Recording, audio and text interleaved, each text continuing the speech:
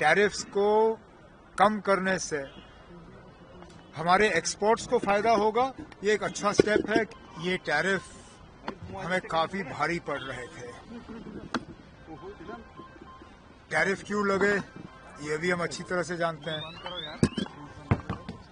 America के सदर इस बात से खुश नहीं थे कि हम रूस से तेल खरीदने का काम कर रहे थे।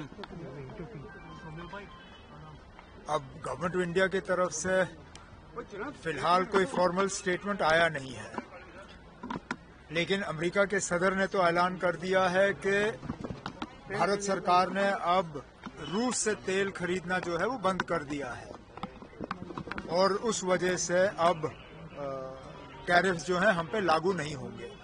चलिए, अगर हमने रूस से तेल खरीदना बंद कर दिया तो अच्छी बात है। रूस के बरक्स हम कहाँ से तेल खरीदेंगे?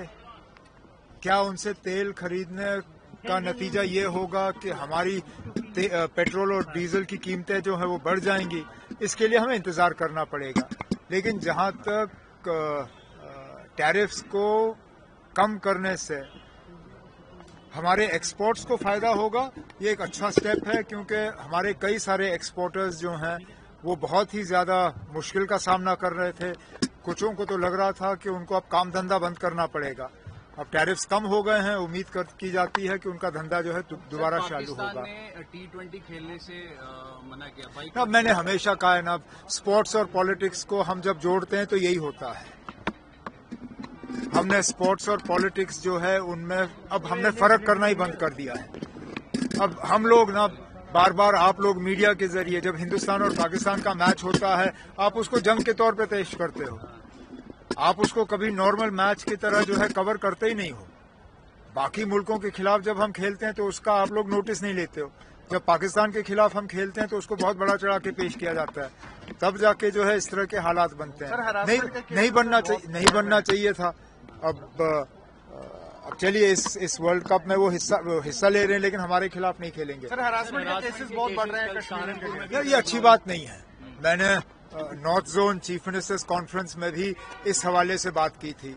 मैंने तमाम चीफ मिनिस्टर से उस वक्त गुजारिश की, होम मिनिस्टर ऑफ इंडिया से गुजारिश की कि ये जो सिलसिला कश्मीरियों को, चाहे वो स्टूडेंट्स हों चाहे ट्रेडर्स हों, उनको जो हरास करने का काम चल रहा है वो रुक जाना चाहिए। मैं उत्तराखंड के चीफ मिनिस्टर का शुक्रगुजार हूं कि उन्होंने मौके पे जो है कार्रवाई की और केस जो है वो रजिस्टर हुआ, गिरफ्तारियां भी हुई हैं।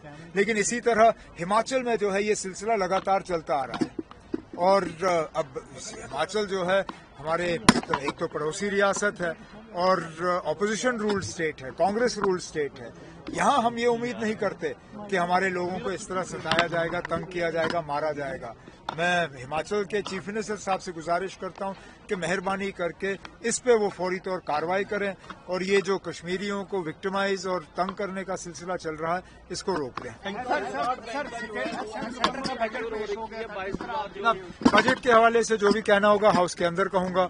गवर्नर साहब के खुतबे के हवाले से 3 दिन के लिए होम मिनिस्टर आ रहे हैं। आपको फॉर्मली पता चल गया? नहीं चला ना, तो मैं इसमें कुछ नहीं कहूंगा, क्योंकि जब तक आपको फॉर्मली पता नहीं चलता तब तक मेरा इस पर कमेंट करना गलत होगा। राहुल गांधी ने जो former chief of army staff थे जनरल नरवणे, उनके आर्टिकल को लेकर सर एक बड़ी पार्लियामेंट में जो होता है वो पार्लियामेंट का है। It's the privilege of the parliament, it's the privilege of the speaker to decide. इसी तरह हम जो अपने असेंबली में करते हैं वो हम तक है। अब पार्लियामेंट में हमारे असेंबली के बारे में चर्चा हो, अच्छी बात नहीं होगी। इसलिए पार्लियामेंट में जो हुआ मुझे उस पर टिप्पणी नहीं करनी चाहिए। अब ये आप नेशनल कॉन्फ्रेंस के सदर से बात करिए ना। मैं जम्मू कश्मीर का चीफ मिनिस्टर हूँ, नेशनल कॉन्फ्रेंस का प्रेसिडेंट नहीं। आप नेशनल कॉन्फ्रेंस के प्रेसिडेंट फारूक अब्दुल्ला साहब से मिल लीजिए, उनसे पूछ लीजिए इस पर क्या पेशरफ्त हुआ है।